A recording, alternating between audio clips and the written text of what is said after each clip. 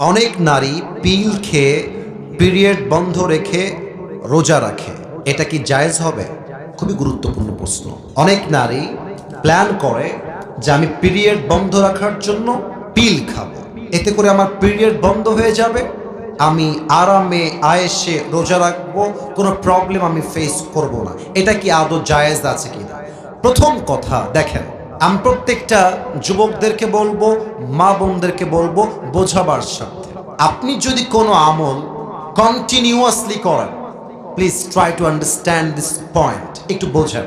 আপনি প্রত্যেক দিন 5 ওয়াক্ত নামাজ বা জামাআত আদায় করেন, একটা দিন প্রচন্ড বৃষ্টি হয়ে গেছে অথবা আপনি অসুস্থ হয়ে গেছেন, হাদিসে এসেছে যেহেতু আপনি অলওয়েজ এই আমলটা করেন, বৃষ্টির জন্য অথবা আপনার ফিজিক্যাল সিকনেসের জন্য আমলটা মিস হয়ে গিয়েছে, আল্লাহর হাবিব বলছেন যেহেতু বান্দা সুস্থ থাকলে আমলটা করত, যেহেতু বান্দা বৃষ্টি না হলে জামাতে গিয়ে নামাজ আদায় করতো অবশ্যই, এখন যদি সে বাসায় বসেও নামাজ পড়ে, জামাতে নামাজ পড়লে যে সওয়াবটা হতো আল্লাহ সেই সওয়াব তার আমল নামায় লিখে দিবে।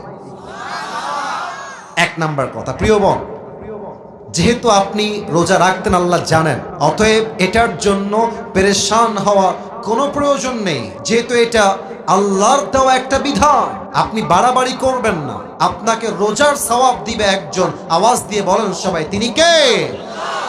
পাশাপাশি আর একটা বিষয় জানতে হবে, যদি পিল গ্রহণ করার পরে কোনো সাইড এফেক্ট না থাকে, পিলের সাইড এফেক্ট কি? মাথা ব্যথা করে। পিলের সাইড এফেক্ট কি? শরীরটা উইক লাগে, দুর্বল লাগে। যদি কোনো সাইড এফেক্ট না থাকে, ইউ ক্যান টেক ইট, আপনি এটা নিতে পারেন। আর যদি কোনো সাইড এফেক্ট থাকে, পার্শ্ব প্রতিক্রিয়া থাকে, ক্ষতি হয়, কোরআন কি বলছে খেয়াল করবেন।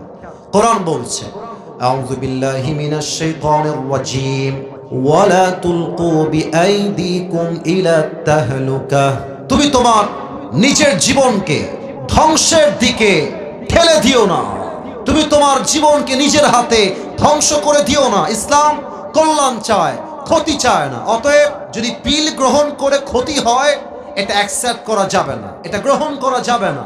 আর যদি পিল গ্রহণ না করে আপনার মাসিক হয়ে যায়, পিরিয়ড হয়ে যায়, টেনশন করবেন না, আপনাকে সেম রোজার সওয়াব দান করবে একজন। বলেন সবাই, তিনি কে?